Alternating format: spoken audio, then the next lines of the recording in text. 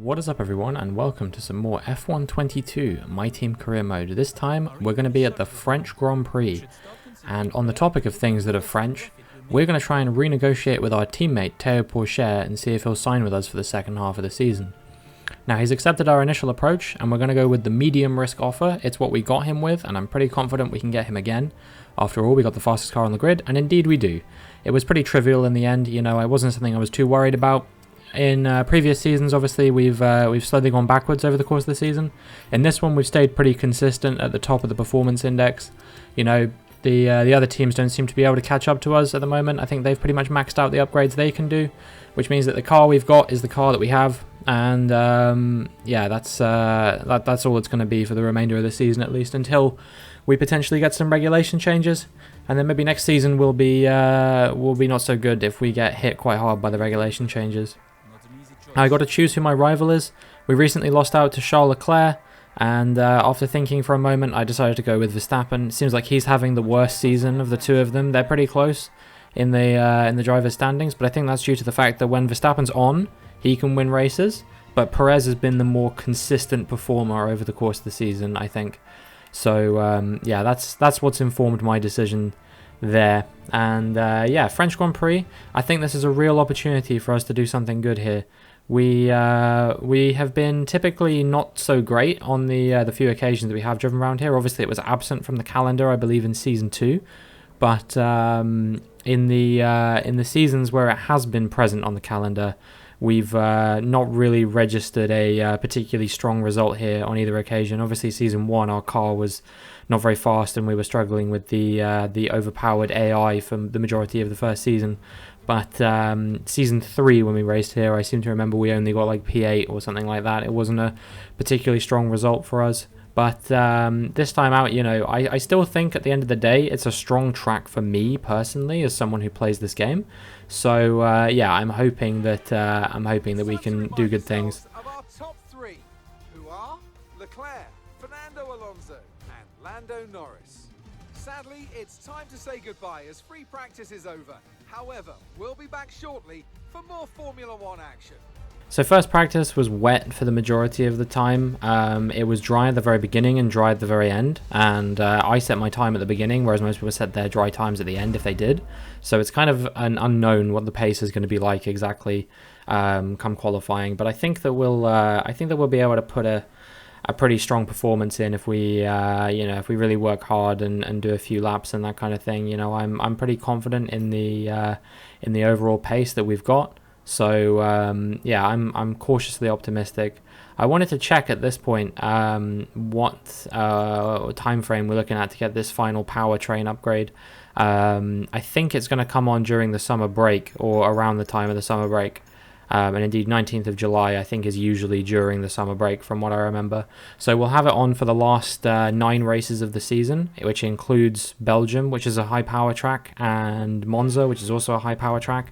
So yeah, we're looking good from that regard. Also, Mexico has a really long straight as well, which that's going to be really helpful for because of the way that you set your car up there. As for France, obviously it is a high power circuit, but you know, we're still pretty fast, and I think that as long as we can perform well in the corners, we'll be laughing. It's wet to start things off, and intermediate conditions as far as the tires are concerned, and we're on our first flying lap. And we're going to see what we can do. It's a 140.7, good enough to take us P3 to begin with. And I think the session is only going to get wetter from here on out as far as Q1 is concerned. So this is probably where we'll be set. And indeed, as you see at the end, I actually set the exact same time as Leclerc, but you know, this is only Q1, so there's still plenty to play for, and we'll see whether we can beat him in Q2 and Q3. I think that Q2 is due to be wet as well, so yeah, it's actually wet tire conditions now. We'll see. Maybe they're gonna move to intermediate conditions at the end of the session, but for the time being, it's wet conditions, and I'm typically not too strong in the wet, so we'll see what happens. First lap is a 145.5. It's actually not too far off the pace. You see that Perez has set a 145.4. So yeah, I'm pretty optimistic about our chances of getting through to Q3, but we needed to make a big improvement on the inters at the end of the session as things dried up a little bit The time to beat is going to be about a 1:41, I think, but we're well on pace to do that, so I think we're going to be absolutely fine. In the end, it's good enough for a 1:38.9, and it sees us through, unsurprisingly, in P1, given that we set the last time of the session. So on a drying track, you know, it's really who goes last wins, and yeah, I'm the king of going last. Leclerc was 0.07 of a second away from being knocked out. A little bit frustrating for me, because if he'd have been knocked out, this would have been a fantastic opportunity for me to recoup a lot of points in this championship. But something tells me in Q3 he's not going to qualify as low down as P10. So yeah, we're still going to have a task on our hands if we want to get back ahead of him in the championship. But it all starts with qualifying 3.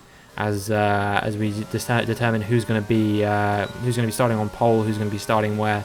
We need a really strong performance. Even if it's not pole, we need to be top 3 at a minimum. Our first lap is good enough for a 1:29.1. I would wage to say that's not going to be good enough to see us through in pole position, so we will have to improve on that. Lo and behold, on the very next lap I do on this set of tyres, I improve by about 0.3. So in the end, that's good enough for us to set a 1:28.8.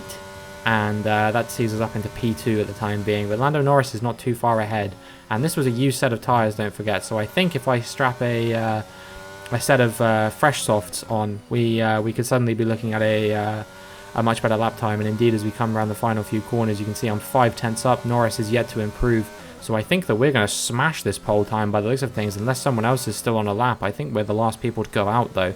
So as we come around the final corner, you can see we're almost 6.5 up. And yeah, that is going to be more than good enough, surely. In the end, it's a 1:28.4. And yeah, we absolutely blitz pole position in the end.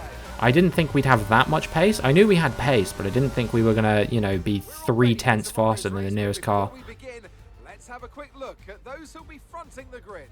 Robinson, Norris, and Carlos Sainz. Goodbye for now then, but really we're just getting started. Make sure to join us again for Lights Out tomorrow. Leclerc is only P5, so this is actually quite good for us as well, but I'm sure that he'll be able to make his way through the field with no problem, like he has done on many occasions prior. Porsche in a disappointing P8, but hopefully he can make up a few positions. I'm sure he'll be extra motivated. It's his home Grand Prix, first time driving in Formula 1 at home, so yeah, he'll want to make a good impression here. And yeah, I too want to make a good impression, because I need to regain some points in this championship ASAP. You know, we're running out of races now. There's only 11 to go, and with Leclerc being sort of about, I don't know exactly how many it is. I think it's about 30 points ahead in the championship. We really need to see some improvement ASAP if we don't want him to start running away with things. He's yet to have a DNF this season, which is at least encouraging from the sense that we've had 2, so there could be more for him to come, or he could just be more reliable. But now it's time to get into the race. Paul Ricard, current home of the French Grand Prix, an event dating all the way back to 1906. Now, it's been held at many venues over the years, with famous moments from Dijon and Manicourt, the feature of many a highlights reel. So let's hope we see more of those in the race today. Mastering a lap of Paul Ricard means getting to know 15 corners. 6 go to the left and 9 go to the right, for an overall lap distance of 3.6 miles. The two halves of the long Mistral Straight are separated by a heavy braking zone into a potential overtaking hotspot at the chicane. And watch out for drivers running onto the distinctive coloured stripes, which are low in grip and highly abrasive. It's time to take a look at our starting grid for today's race. Robinson lines up on pole position, and Lando Norris lines up alongside. Looking down the rest of the grid, we have Sainz, Perez, Charles Leclerc, and Ricciardo, Fernando Alonso, Théo Pourchaire, Russell, and Pierre Gasly, Tsunoda, Ocon, Robert Schwartzman, and Lundgaard, Mick Schumacher, Latifi, Guan Yu Zhou. They'll be starting further back after an earlier grid penalty. And Max Verstappen, Magnussen, Albon, Oscar Piastri, and Lance Stroll brings the grid to a close. Which of these talented drivers will come out on top today? Natalie Pinkham joins me once again in the commentary box. It's fantastic to have you with us today. I'm curious though, how do you think the drivers stop those pre-race nerves from becoming overwhelming when you're lining up on the grid? Well, I imagine they'll be starting to feel the adrenaline as they anticipate the rundown into turn one, a bit like preparing to go into battle. The unknown situation will bring nerves, but that's a good thing. It'll keep them focused on the moment and on their surroundings as we build towards the start of the Grand Prix.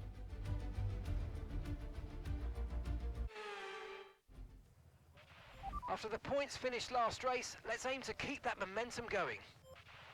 And keep this momentum going, we surely shall. We won the last race, and I would wager to say that we have a pretty good chance of taking a victory here as well. You know, all we need, if we can show the level of pace we were showing in qualifying in the race, all we really need to do, I think, is make it to the pit stop window. And once we get onto the medium tyres, I think that we are gonna just drive away from the opposition. I think we'll be initially pressured towards the beginning, because I can't see a world in which I'm as strong on the softs as I am on the mediums. It's always how it goes. The AI are just incredibly strong on the softs, and then fall off compared to me on the mediums. I don't know what the exact reason for that is. It could be setup, it could be any other thing, I don't know. But yeah, in any case, the lights come on. And the lights go out. And yeah, it's a good start. It's pretty much everything we needed. And we're pulling away from Norris already, but I'm sure he's going to pressure us more into turn one as we continue. But we have the inside line, and that is enough for us to hold on to it for now. No one goes sailing into the back of us. Meanwhile, Perez, Leclerc and Sainz are all having a bit of a battle there, and I would wager to say that Leclerc is probably going to be in P3 before too long. He's already made his way up into P4, and that's kind of what I'm focusing my attention on, because the more positions Leclerc can make up, the less points, obviously, we're going to recoup over him in the championship. We are burning all the battery that we can on the run up to this crazy sort of chicane type thing that they have here. I've never really understood how it works, but it doesn't matter. All I need to know is how to take it. And yeah, we burn quite a lot of battery to make sure that Norris can't close us down during that period. But here is the bit where I am not as slow as the other drivers. Sorry, not as fast as the other drivers, I should say. They get really good traction out of the chicane, and it gives them a really good run on me all the way up to this corner here, where I can then start maybe making a bit of progress away from them again. I seem to be faster in this sort of final sector, this technical section, but the fast right-hander into that area, all that sort of space around that, I am quite slow. So yeah, that's sort of our strengths and weaknesses on this track. We seem to be pretty fast in the first few corners as well, and that's good enough for us to hold on. We move on to lap 4 now, and you see that Norris is going to try and go around the outside here as we come to this chicane type thing. I don't really know what to call this corner in terms of its structure, but in any case, he doesn't manage to overtake us now, but he will have DRS here as we come on the run down to the chicane at the top of this hill. It's a very slight incline, but it is an incline nonetheless. And you can see that Norris is closing us down, and he thinks about going up the inside there and then thinks better of it. I guess he thought he probably didn't have enough room or something like that. It compromises his run a little bit, and I think that's actually going to allow us to get away with this and maybe break away from him a little bit as we come through this sector that I said I was pretty slow through before we get to the technical section, which is sort of my bread and butter in this lap. But yeah, it's been okay so far. We've moved pretty far ahead of Leclerc. It seems like only one of me or Norris is winning this race at the moment. But I don't want to count my chickens before they've hatched. Leclerc is a very fast driver, and indeed by lap 7, you can see that he's made his way to within a second of Norris, so he's got the DRS on him. And before you know it, it could be Leclerc hunting me down instead of Norris. So I need to keep my wits about me if I want to hold on to this position. Check when my pit window is. It's 2 laps away, and we're going on to the medium tyres, probably till the end, I'd imagine. So yeah, that's all we need to worry about there. That's absolutely fine. It's not a big deal at all. And yeah, we burn a little bit of battery, but we want to hold on to a little bit for later on. And we're going to see if Norris is going to go up the inside here. No, I think he was looking for my outside there. I'm not really sure why he was doing that, because I was pretty much as far over to the right of the track as I could have been. So yeah, perhaps a little bit of a silly move there from Lando Norris, but now he's going to try and go around the outside at this sweeping right-hander. We're going to keep our foot in. You know, the car's got very good aero package. I know his McLaren obviously does as well. But yeah, he tries to go around the outside once again. That's going to hold him up, and yeah, that's going to leave him susceptible to Leclerc as well, surely. You can see there's a pretty big train forming up behind Carlos Sainz there, who is currently in P5, and my teammate is P7 in that train. And now we move on to lap 9, and yeah, this is where our pit window is, so we're going to come into the pits and we're going to bolt on a set of mediums to the end of the Grand Prix. Also coming in on this lap is Leclerc and Perez and Ricciardo. Norris is staying out, so I would wager to say that if Leclerc has any pace on the mediums whatsoever, this is going to be an undercut, and Norris is going to really struggle. We need to make sure we get this pit stop spot on. If we have any issues, we could very well lose the lead of the race to Leclerc, and that is the one thing we do not want to happen. Fortunately, it's a pretty good stop time, and we come out once again ahead of Leclerc. There isn't really anyone ahead of us that we have to worry about, although it does seem like Schumacher here might cause us a few issues. We'll see if we can come out ahead of him. He's actually just about gotten ahead of us. We need to be careful not to go into the back of him there. And yeah, that's one obstacle that's kind of presented itself here. We're going to try and go up the inside of Schumacher here, but we're a long way back. I'm not sure if it's a wise idea, but we go for it. We go a little bit deep through the corner, but we managed to make the move work. That's the power of superior tyre grip, I guess. Yeah, now we can see how long he can keep Leclerc behind, and we'll see if we can start breaking away from Leclerc. They're going to go side by side through this fast right-hander, and that's going to allow Leclerc to get held up a little bit. But now we move on to lap 15, and you can see that I have massively built this gap to Leclerc. Even Perez actually undercut Norris in the pit stop phase. I'm not sure if he had an issue or something like that. But yeah, Norris has fallen from challenging for the lead of the race to not even on the podium anymore. I'm building this gap significantly to Leclerc at this point. You know, not only is he out of my DRS range, he's many seconds out of my DRS range. At this point, you know, if I continue building this gap, we are going to find ourselves, you know, taking a comfortable victory with no real issues. It's turning into a bit of a Sunday drive at this point, I guess. But, you know, that's no big deal in my opinion. Sometimes it's nice to just have a nice chill race and not have to worry too hard about what you're doing. It looks like Porsche is currently challenging Sainz for P5 in this race. If he can get that, that would be fantastic, because P1 and P5 together, that's a combined 35 points. Leclerc and Sainz in P2 and P6, that's only going to be 26 points for them. So that's, what, 9 points that we'd regain on them in the championship. And actually it's a bonus one as well, because I've currently got the fastest lap. We'll see if we can hold on to that for the remainder of the race. I do seem to have the fastest pace around here of anyone, as I'm pulling even further ahead of Leclerc on lap 20. You can see I've gained a few seconds on him from last time that we checked in. But yeah, there's pretty much nothing I have to worry about for the remainder of the Grand Prix, unless we have some kind of mechanical issue or something like that. That's like the only thing I can think of that is going to cause us any problems in this race. But if we have a mechanical failure, that's pretty much going to be championship over at this point. You know, that's going to mean Leclerc inherits the win. He's going to get 25 points, and he's going to extend his lead to 55 points, which is going to be an incredible deficit to overcome. Here's Mick Schumacher again. Gave us a bit of a headache earlier when we were trying to overtake him, and perhaps this is the karma for doing so. He's pulling off to the side of the road with a mechanical failure. Couldn't see any smoke, so I assume it's gearbox related, but I'm not 100% sure. I can always check the race director, I guess, but I don't really bother with that.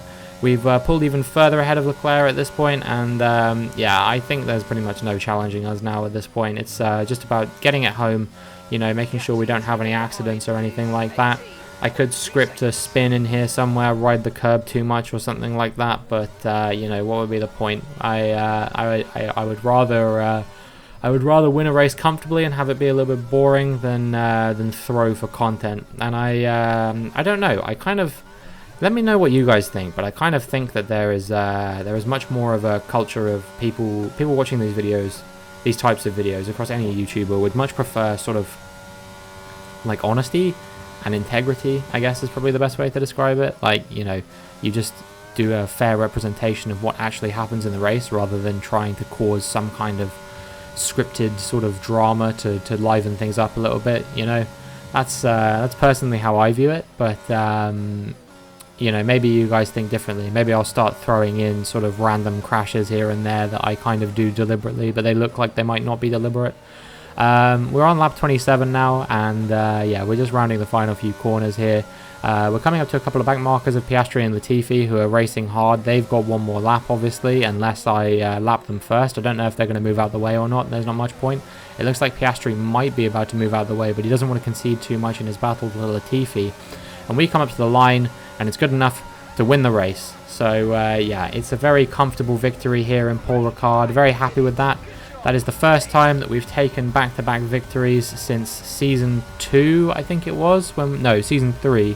We won in Bahrain and in Saudi Arabia, and that's the last time we took back-to-back victories. So, yeah, delighted with that. Victory here at Paul Ricard. Natalie Pinkham, how do you think they were able to set themselves apart today? I really feel the track layout combined with the track temperatures we saw today suited their car. These cars come alive when the tyres are just at the right temperature, and the driver did a great job managing that as well. They just look so comfortable out there. It's like anything, it always looks so easy when it all just clicks.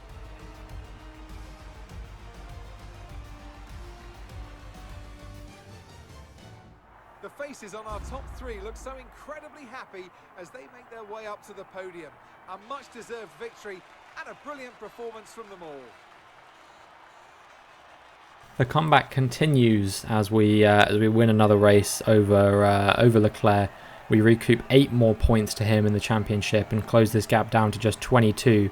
Now I'm within DNF range. If he has 1 DNF, we are potentially going to be right back in the money. So yeah, this is kind of what I'm hoping for, and I think this is going to be the best opportunity that we're going to get to get back in this championship fight. We've got some strong races coming up, but obviously we can't rely on those, because obviously Leclerc is going to be strong at some of those races as well. But I want to make sure that we can maximize our performance in those occasions. We're only 67 points off them in the Constructors' Championship as well, and we're not too far out from being able to afford that personnel upgrade for Pourchaire's pace, and that would allow us to see him hopefully be a little bit faster and maybe challenging for more poles and wins. The only downside to doing that is that if he's challenging for poles and wins, he might be taking points off me in the later stages of this season, which makes me wonder if I shouldn't do that. It's kind of going to be one of those selfish things that's like, do I want to sacrifice our chances of winning the Constructors to give me a better chance of winning the Drivers? Because I know I can win races as we are now, but it seems that Pourchaire is missing something at the moment to be able to sort of take that next step onto the podium consistently. He's had a podium obviously in Monaco. I think that's the only one he's had so far. He was probably on for the win in Imola if it weren't for the issues that he had on that occasion.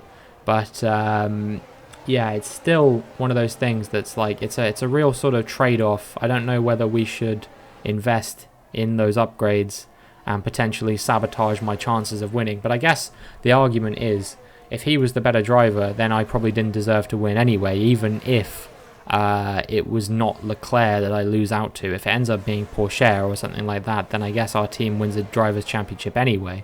It's just not me that wins it. But I don't know if Pourchaire can really recover that many points at this stage of the season. You know, he's still a long way off. So yeah, I'm not sure. We'll have to wait and see. I just don't want him to suddenly start winning, relegating me to sort of P2, P3 territory every time.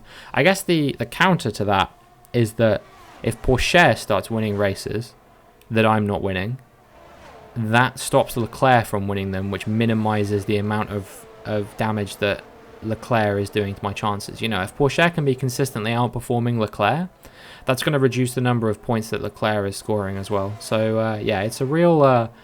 we really have to sort of think about the balance of what we want to do. I think I probably, based on that logic, I probably will end up doing the upgrade. I just needed to kind of talk through my sort of thought process and decide what I wanted to do. The gap is closed to 22 points in the Drivers' Championship now between myself and Charles Leclerc. So yeah, we just need to keep banging in some consistent results. Maybe hope that he has at least one sort of failure or crash or something somewhere. You know, obviously he had the issue with Lundgaard in Baku, which allowed us to catch up with him a little bit. But yeah, we're going to need a few more of those, I think, if we're to really make hay while the sun is shining, so to speak.